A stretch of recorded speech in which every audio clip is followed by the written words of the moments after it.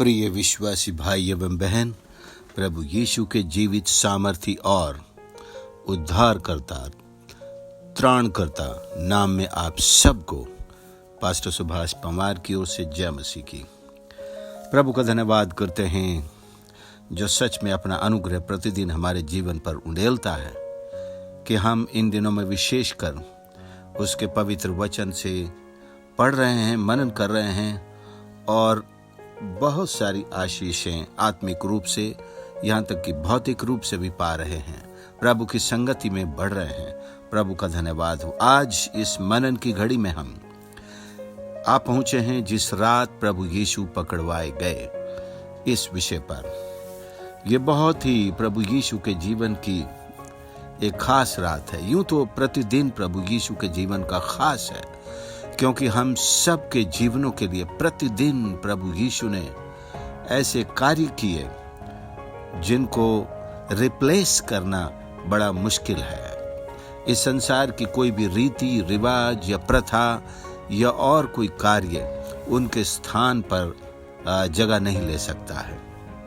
आज की रात उन भविष्यवाणियों के पूरा होने की एक और रात है कि जिस रात प्रभु यीशु पकड़वाए गए।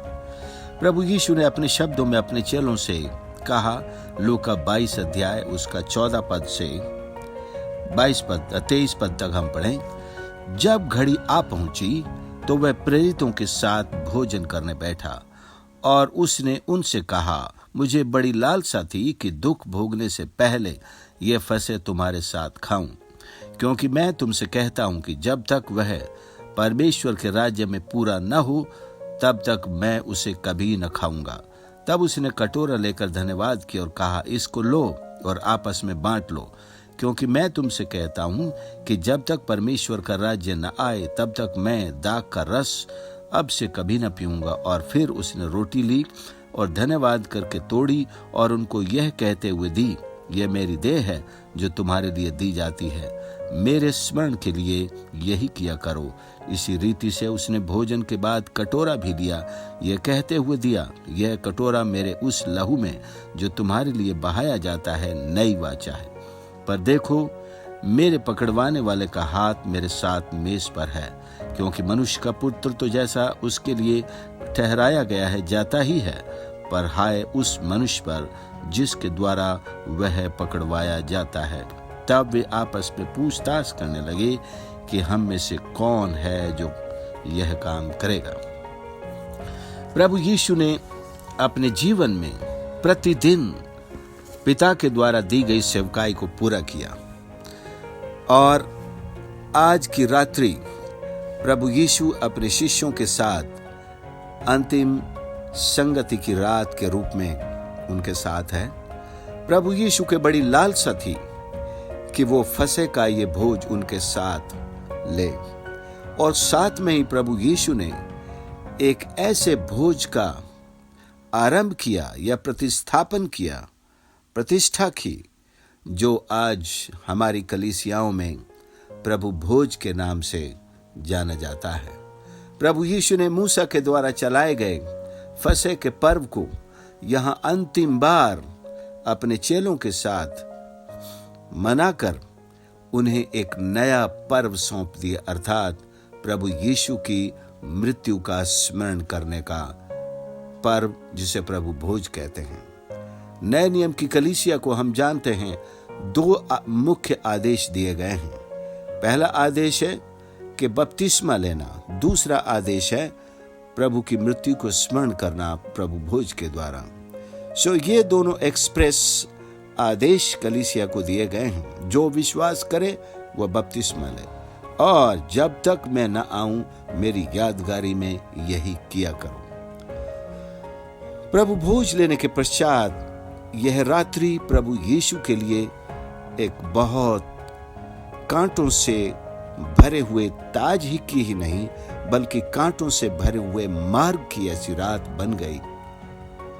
और इसी रात्रि के लिए प्रभु यीशु लंबे समय से इंतजार करते आ रहे थे, और प्रभु यीशु परमेश्वर होते हुए भी अपनी हर एक सेवकाई के लिए प्रार्थना करते थे। और लिखा है, हम देखते भी हैं कि स्वर्गदूत आकर उसकी सेवा टहल करते थे। प्रभु यीशु को भी देहधारी मनुष्य के रूप में परमेश्वर की सामर्थ की कितनी आवश्यकता थी, स्वर्गदूतों की सेवा टहल की कितनी आवश्यकता थी। कहने के लिए 12 चेले हर समय उसके साथ रहा करते थे, लेकिन वो कितना साथ देते थे ये हम सब के सामने है। यहां तक कि रात्रि में, आज की रात्रि में, जब प्रभु यीशु को उनके साथ की सख्त जरूरत थी, ये अपने आंखों से नींद तक दूर न रख सके। और प्रभु यीशु यहां से गतसमनी वाटिका में लेकर के जाते हैं। 9 चेले एक जगह ठहर जाते हैं, एक तो पहले से ही गायब है। वहां 8 चेले ठहरते हैं और 11 में से 3 चेले अपने साथ लेकर थोड़ा आगे बढ़ते हैं और उन्हें भी एक जगह ठहराकर आप उनसे भी थोड़ा और आगे बढ़ते हैं, अकेले जाकर के वहां प्रार्थना करते हैं। उनकी प्रार्थना में एक बारंबारता है, एक दोहराव है। हे पिता, हो सके तो ये प्याला मुझसे टल जाए, नहीं तो मेरी नहीं तेरी इच्छा पूरी हो। फिर आकर चेलों से कहते हैं, क्या तुम एक घड़ी भी न जाग सके? और उन्हें सोता हुआ पाते हैं। चेलों के लिए भी ये रात जागते रहने की रात थी, ये रात प्रार्थना करने की रात थी, केवल प्रभु के लिए नहीं, उनके अपने लिए भी, क्योंकि अब शैतान ने सभी को मांग लिया था कि यीशु को छोड़कर भाग जाए। इतना ही नहीं, अगर उनका सामना शत्रुओं से हो जाए तो यीशु का इनकार तक कर दें। पतरस के बारे में प्रभु ने उजागर कर ही दिया था और पतरस को इस बात पर यकीन नहीं था कि मैं यीशु का इनकार कर सकता हूं। मुझे तो अगर यीशु के साथ मरना भी पड़े तो मैं मरने के लिए भी तैयार हूं। प्रभु, मैं आपका इनकार नहीं कर सकता। लेकिन हम देखते हैं ये विश्वास नहीं, ओवर कॉन्फिडेंस था। ये अति साहस या अति जिसे अपने आप पर भरोसा कहते हैं, वो चीज थी। उसे प्रभु यीशु की बात मान लेनी चाहिए, तो कहना चाहिए था, अगर ऐसा है तो प्रभु मेरी सहायता कर कि मैं आपके साथ मरने के लिए आगे बढ़ सकूं। मैं आपका इनकार नहीं करना चाहूं। मुझे वो हिम्मत दे, वो विश्वास दे कि जो भी मेरे सामने आए, मैं उनके सामने आपका इनकार नहीं बल्कि इकरार कर सकूं। हाँ, वो मेरा प्रभु है। हाँ, मैं उसे जानता हूं। हाँ, मैं उसके साथ था, मैं उसके साथ हूं, आज भी हूं। ऐसा कहने की हिम्मत यीशु को उससे मांगनी थी। आज भी हमारे सामने यही परीक्षाएं आती हैं। लोग हमको मसीह से दूर करना चाहते हैं, हमारे जीवन से मसीह का इनकार देखना चाहते हैं। बहुत सारे मसीही जो अन्य जाति से आते भी हैं, उनको इन्हीं बातों का सामना करना पड़ता है। और इनमें से बहुत सारे लोग जिन्हें मैं भी जानता हूं, इनकार करके वापस चले जाते हैं, क्योंकि उनसे मसीह के पीछे चलने के कारण जो शर्मिंदगी है, जो जिल्लत है, जो दुख है, जो इनकार है, वो सहन करने की हिम्मत नहीं आती है।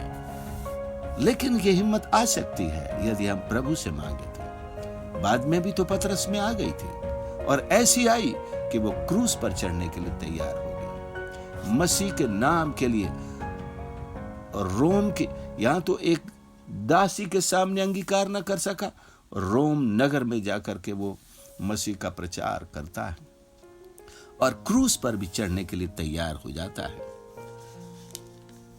खैर, हम आज रात की घटनाओं को देखें तो प्रभु यीशु अपने चेलों के साथ प्रभु भोज लेकर गतसमनी वाटिका में जाते हैं, जहां पर उसके चेलों में से एक यहूदा इस्करियोती, जो उसे 30 चांदी के सिक्कों में खरीद चुका था, उसे पकड़वाने के लिए आता है कि वो उसके पकड़ने वाले को ये चिन्ह बताए कि यीशु कौन सा है, कहीं गलत आदमी को ना धर के ले आए वो, और फिर उनको निराशा का मुंह देखना पड़े। इसलिए उसने आकर गुरु को चूमा और उसने ये संकेत दिया था पकड़ने वालों को, जिसे मैं चूम लूं। उसने एक पवित्र चुंबन को बदनाम किया और गुरु पर हाथ डालने के लिए लोग आगे बढ़े। उसी वक्त पतरस ने अपनी तलवार खींची और मलखुस नाम के महायाजक के एक सेवक का कान कट गया। और प्रभु यीशु ने उस कान को वापस उस सेवक के कान के स्थान पर लगाया, उसे चंगा किया। पतरस से कहा, अपनी तलवार म्यान में रख। जो तलवार चलाते हैं वो तलवार पर ही गिरते हैं, अर्थात जो किसी के लिए बोता है वो उसी का शिकार होता है। वो जो जिसके लिए जो कुछ भी करता है, कहता है, वो सब उसी के सर पर आता है। प्रभु यीशु ने पतरस को शांत किया और अपने आप को पकड़ने वालों के हाथ सौंप दिया। किसे ढूंढते हो? उन्होंने कहा, यीशु नासरी को। उसने कहा, मैं हूं। और उन्होंने आगे बढ़कर उसे पकड़ लिया और उसे ला करके सबसे पहले तो महायाजक के ससुर के घर लेकर के गए, जो उसका पिछले यानी कि टर्म का महायाजक था, लेकिन इस समय उसका दामाद महायाजक है। पर उसके बाद जो उस वर्ष का महायाजक था, उसके सामने, वहां पर उसके सामने यीशु पर नालिश की गई, उससे पूछताछ की गई, क्या तू मसीह है तो हमसे कह दे। उसने उनसे कहा, यदि मैं तुमसे कहूं तो प्रतीति न करोगे, और यदि पूछूं तो उत्तर न दोगे, परंतु अब से मनुष्य का पुत्र सर्वशक्तिमान परमेश्वर के दाहिनी ओर बैठा रहेगा। इस पर सब ने कहा, तो क्या तू परमेश्वर का पुत्र है? उसने कहा, तुम आप ही कहते हो, क्योंकि मैं हूं। तब उन्होंने कहा, अब हमें किसी गवाह की क्या आवश्यकता, उसने आप ही अपने मुंह से सुन लिया है तो कह दिया है। मतलब इन्होंने जो आरोप यहां पर लगाए कि ये अपने आप को परमेश्वर का पुत्र कहता है, ये परमेश्वर की निंदा का आरोप है। और दूसरा ये कि ये सब्त के दिन कार्य करता है, ये एक आरोप इसके ऊपर ये भी था। और तीसरा एक आरोप प्रभु यीशु पर था कि ये पाप क्षमा करता है, अपने आप को ईश्वर कहता है। और फिर इनको सजा देने की चूंकि आज्ञा नहीं है, इसलिए ये रोमी सरकार के पास ले जाकर इसे सजा दिलवाएंगे। पर इनके ये तीनों आरोप रोमी सरकार के सामने ठहरने वाले नहीं थे, इनको पता था। इसलिए वहां जाकर इन्होंने अपने आरोप बदल दिए। इन्होंने वहां तीनों पॉलिटिकल आरोप बना लिए कि ये कहता है ये राजा है, हमारा राजा तो कैसर है। इसलिए ये पॉलिटिकल होगा कि कोई भी अपने आप को राजा बनाता है तो वो कैसर का दुश्मन बनता है, इसलिए उसको मौत की सजा मिलनी चाहिए, क्योंकि राजा सबका कैसर ही है। दूसरे ये कर देने से मना करता है और ये रीति रिवाजों और इन बातों के खिलाफ शिक्षाएं देता हुआ। तो लेकिन वहां पिलातुस के द्वारा भी उसने कहा, मुझे इसमें कोई ऐसा दोष नहीं मिलता है, इसे मृत्यु दंड की सजा दी जाए। और उसे छोड़ने के इरादे से लेकर के आता है। हल्का फुल्का दंड सोचकर उसने उसे 39 कोड़े मरवाए और सिपाहियों के द्वारा उसको जिल्लत या उसको शर्मिंदा किया जाए, ऐसा कुछ किया जाए। उसके कपड़े उतार कर उसे नंगा करके और उसके सर पर कांटों का ताज रखकर, उसके किरमजी एक बागा पहना करके, उसके हाथ में एक सरकंडा दे करके, एक नकली राजा बना करके बैठा कर उसका मजाक उड़ा रहे हैं। सिपाही उसके आगे सलाम कर रहे हैं, यहूदियों के राजा प्रणाम सलाम। लेकिन ठहरो, वो समय आता है जब वो सच में तुम्हें सिंहासन पर बैठा हुआ और वही बैंगनी किरमजी रंग के शानदार वस्त्र पहने हुए दिखाई देगा, और उसके सर पर कांटों का वो ताज नहीं जो तुमने रखा है, बल्कि वो ताज होगा जो परमेश्वर पिता ने उसके सर पर रखा है। और उसके हाथ में सरकंडा नहीं, सोने का एक राजदंड होगा, और वो न्याय के आसन पर बैठकर तुम्हारा न्याय करेगा। और उस वक्त तुम अपनी छाती पीटोगे। जिन्होंने उसका मजाक उड़ाया था, जिन्होंने उसे गिरफ्तार किया था, जिन्होंने उस पर झूठे आरोप लगाए थे, जिसने अपनी अदालत में उसका न्याय ठीक नहीं किया था, और जिसने उसके एक भी गवाह को उसके पक्ष में खड़े होने नहीं दिया था, और जिन्होंने पैसा लेकर नारे लगाए थे, इसे क्रूस पर चढ़ाओ, क्रूस पर चढ़ाओ, ये सब वहां खड़े होकर अपनी छाती पीटेंगे और अपने घुटनों के बल होकर के चिल्लाएंगे, हे दाऊद की संतान, हे राजाओं के राजा, हम पर दया कर, हम पर दया कर। ये वक्त दया का नहीं होगा, ये वक्त न्याय का होगा। उनको पता है, वो कहेंगे हमें उसके क्रोध से बचा लो, लेकिन बचाने वाला तो कोई नहीं। बचाने वाला तो वही था, वो तो बचाने ही आया था, लेकिन तुमने तो उसका इनकार कर दिया। बचाने का एक वक्त है, आज वो वक्त है जब तक प्रभु यीशु दूसरे आगमन तक देरी करते हैं। ये बचाने का वक्त है प्रियो। दुनिया का हर इंसान अपने गुनाहों से तौबा कर ले, यीशु को अपना राजा स्वीकार कर ले और अपने पाप अंगीकार करके प्रभु यीशु के लहू से धुल जाए, क्योंकि उसने कलवरी के क्रूस पर हमारे ही पापों से हमें छुड़ाने के लिए, धोने के लिए, शुद्ध करने के लिए, पवित्र करके परमेश्वर के सम्मुख तेजस्वी बनाकर खड़े करने के लिए ही लहू बहाया है। और विश्वास के बिना हम ये आशीष हासिल कर सकते हैं। कहीं ऐसा ना हो हम इन गुनाहों में इस दुनिया से चले जाएं, मर जाएं और न्याय के दिन खड़े होकर यीशु का सामना करना पड़े और फिर हम छाती पीट पीट कर रोते रहें। वहां दया नहीं होगी, वहां न्याय होगा।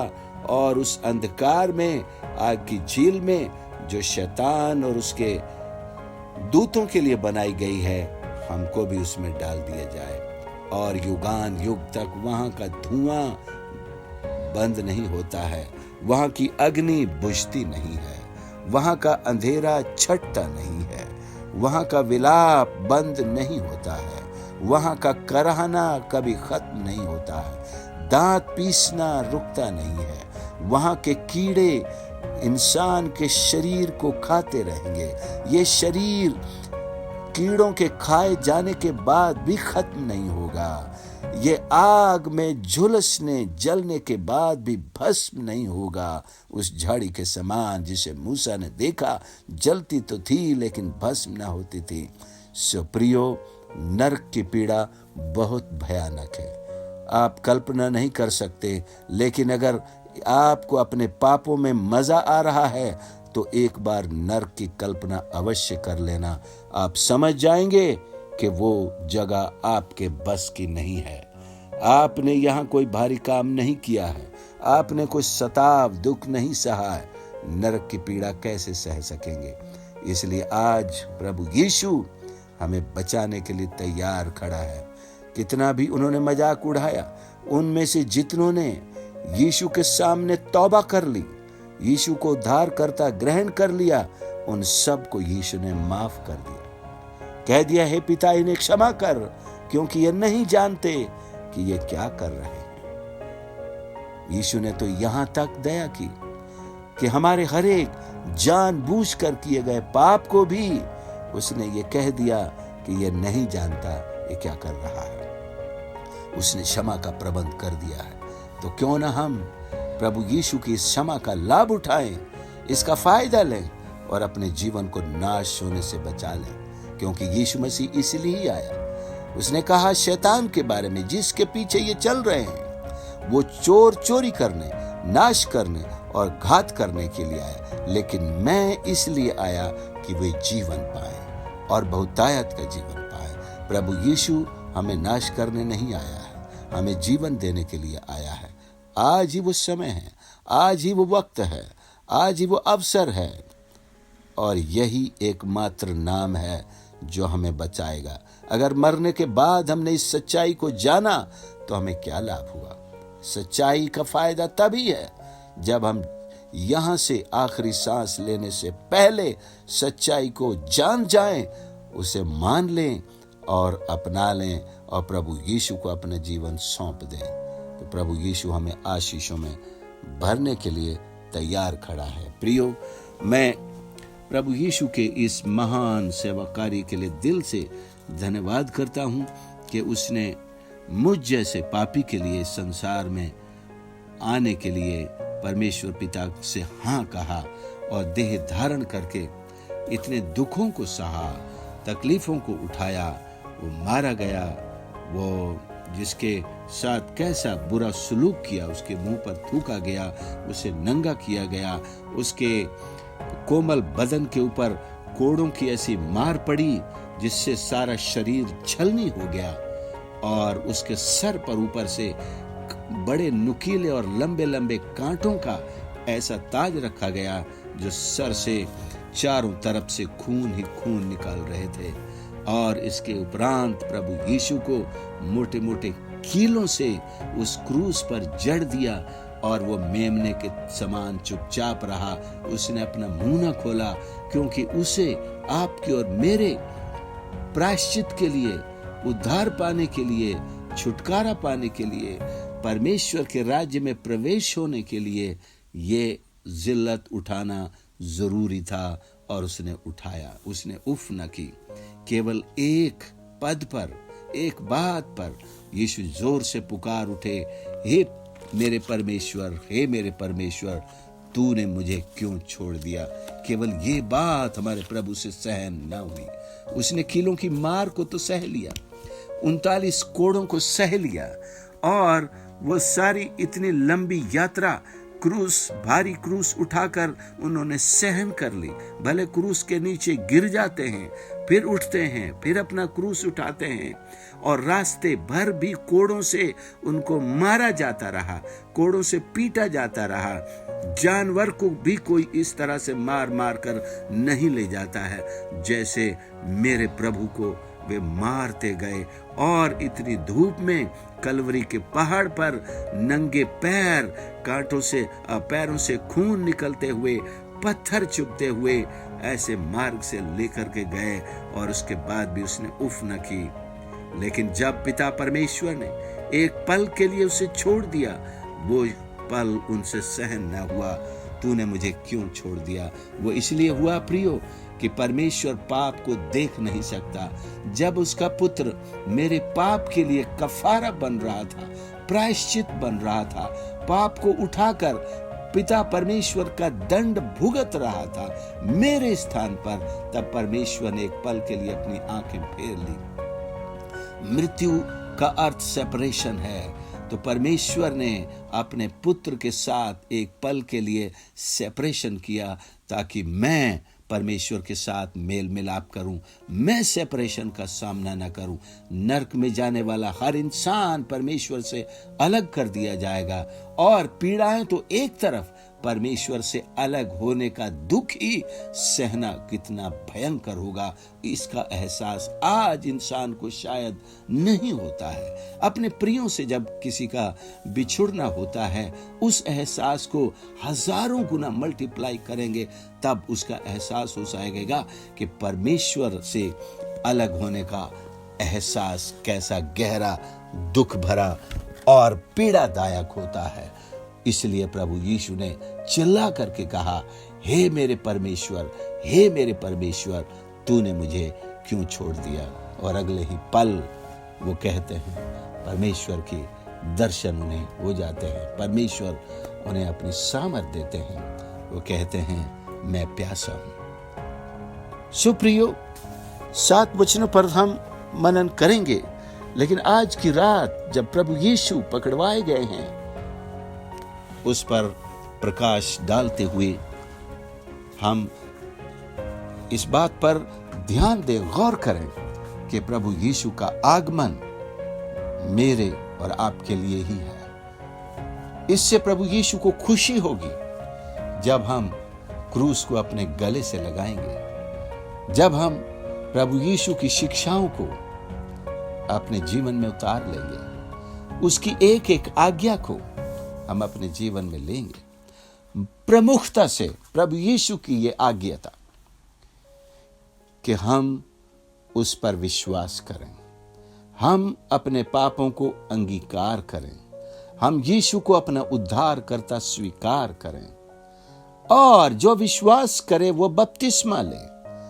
हम पानी में उतरकर प्रभु के किसी भी दास के द्वारा डूब का बपतिस्मा लें और जब बाहर निकलते हैं यीशु की जी उठने की समानता को हासिल कर लें और फिर हमारा अगला जीवन प्रभु की संगति में, रोटी तोड़ने में, उसका वचन पढ़ने में, मनन करने में, संतों की संगति के साथ यीशु के आगमन के इंतजार में अपने आप को पवित्र करते रहने में और उसका इंतजार करते रहने में कुंवारियों के समान जीवन बीते, ताकि प्रभु जिस समय भी स्वर्ग से उतरेगा हम उसके साथ उसकी दुल्हन के रूप में बादलों पर उठा लिए जाएं। इसी नोट के साथ मैं प्रार्थना करना चाहता हूं। प्यारे यीशु हमारे परमेश्वर, हम धन्यवाद करते हैं कि आपका आगमन इस संसार में आज से 2000 साल पहले इसीलिए हुआ प्रभु कि आपको सारे मानव जाति के लिए छुटकारे का प्रबंध करना था। आप ही परमेश्वर कलवरी के क्रूस पर हमारे पापों को उठा ले गए और आपने हमको परमेश्वर आजाद किया है। आज हम प्रभु आप पर विश्वास करते हुए अपना जीवन आपको सौंपते हैं। हमारी सहायता करें कि हम अपना शेष जीवन आपके आगमन की प्रतीक्षा में बिताने वाले बन सकें। हर एक सुनने वाले पर दया कर। उनमें से यदि किसी ने आज तक अपना हृदय आपको नहीं दिया है, प्रभु दया कर, क्योंकि आप जानते हैं हम जो कुछ भी कर रहे थे हम नहीं जानते थे। ये लोग भी जो कुछ कर रहे हैं नहीं जानते हैं ऐसा क्यों कर रहे हैं, परंतु आपकी दया आज भी उन पर है। इससे पहले कि समय पूरा हो जाए, आपका आगमन हो जाए और लोग पीछे रह जाएं, छोड़ दिए जाएं और शैतान के साथ उनका भी न्याय हो, प्रभु हमें उस घड़ी से बचा ले। प्रभु जी सहायता और मदद कर, आशीष दे। प्रभु जी धन्यवाद के साथ प्रार्थना प्रभु यीशु के नाम से मांगते हैं, आमीन। अब हमारे परमेश्वर पिता का प्रेम, प्रभु यीशु मसीह का अनुग्रह, पवित्र आत्मा की संगति हम सब के साथ अब से लेकर युगान युग तक होती रहे, आमीन। प्रभु आप सबको आशीष करें। अवश्य इन संदेश को आप भी सुने और दूसरों तक भी शेयर करें।